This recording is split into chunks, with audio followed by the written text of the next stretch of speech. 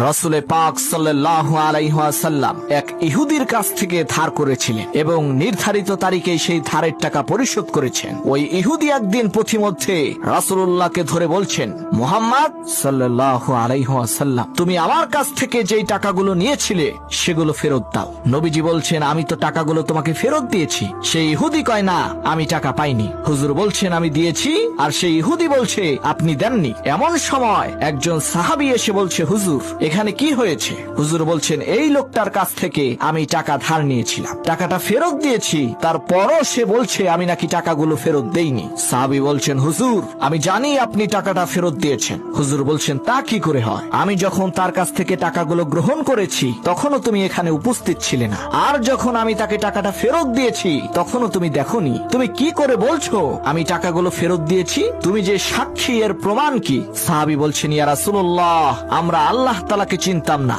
অসংখ্য মূর্তি পূজা করতাম। আমাদের বাপদাদারা 14 গোষ্ঠী মূর্তি পূজা করত।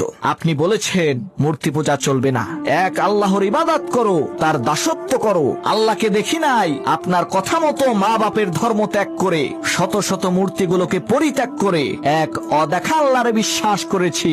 আপনি বলেছেন ফেরেশতা আছে, এই দুই চোখে কখনো দেখি নাই, বিশ্বাস করেছি। আপনি বলেছেন জাহান্নাম আছে, জান্নাত আছে, জীবনে কখনো দেখি নাই, বিশ্বাস করেছি।